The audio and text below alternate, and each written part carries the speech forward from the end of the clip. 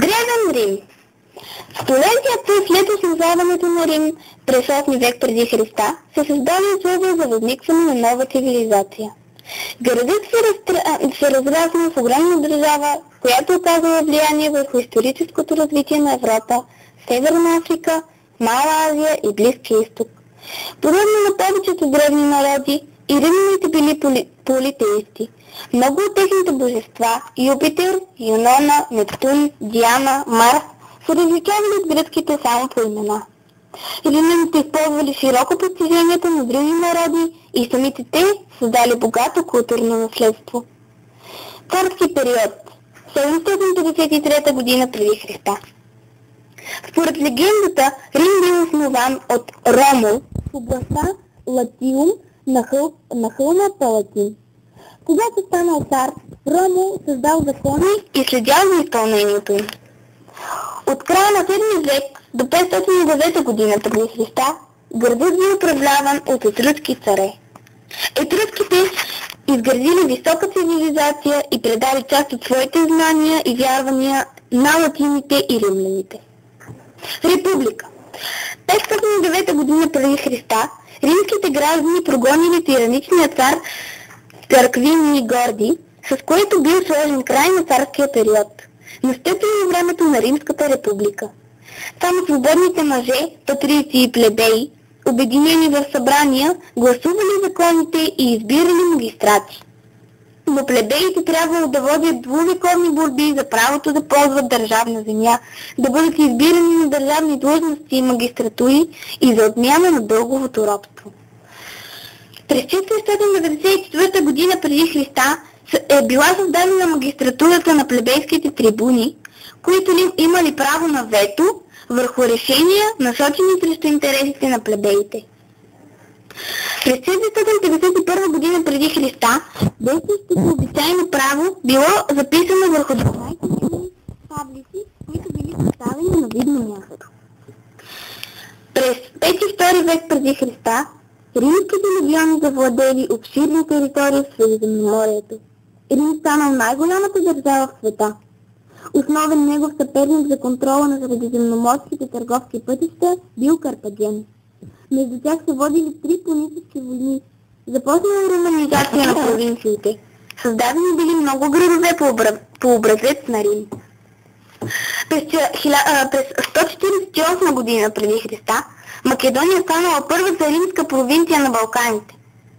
А през 1 век преди Христа, за да получат властта, победоносните римски военачалници използвали армията за политически цели и започнали граждански войни.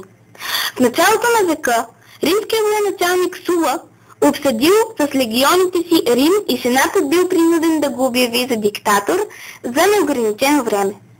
В средата на века срещу сената се обединили Помпей, Цезар и Крас. Победата на Юлий Цезар във войната срещу Помпей му проправила пътя към пожизнен диктатор, но бил убит през 44 година преди Христа. Империя. 27 година преди Христа, 14 година след Христа, Цезар бил наследен от своя племенник Октавиан Август, който сложил край на гражданските войни. Той наложил нов политически режим, принципат или ранна империя. Сенатът и институциите от времето на републиката се запазили, но императорите назначавали легати и избирали своите наследници.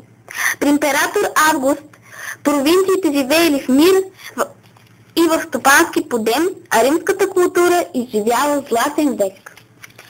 От 14 година до началото на 3 век в управлението се сменили 4 императорски династии – Юлиево-Клавдиева, Флавии, Антонии, Севери.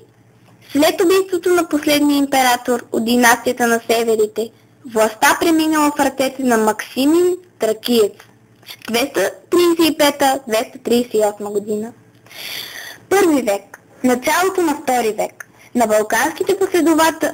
Балканите последователно били организирани римските провинции Мизия 15 година, Тракия 45 година и Дакия 106 година. През втората половина на 3 век империята преживяла криза която била преодоляна чрез реформите на император Диоклециан 284-305 година. Той разделил империята на западна и източна част за по-добра защита срещу варварските нашествия и въвел тетрархията – управление на 4. С това се поставило началото на късната империя Доминат. 4 век. Император Константин обявил през 313 година християнството за равноправна на останалите религии, а през 394 година император Теодосий I го наложил като единствена официална религия в държавата. През 330 година император Константин установил столицата си в град Византион на брега на Босфора. Новата столица на Римската империя получила името Константинопол и била тържествено осветена. През 395 година император Теодосий I разделил окончателно империята на западна и източна. А през 476 година, притиснати от хуните, германските племена нахлули в пределите на Западната империя, която престанала да съществува през 476 година. Източната Римска империя продължила да съществува под името Византия.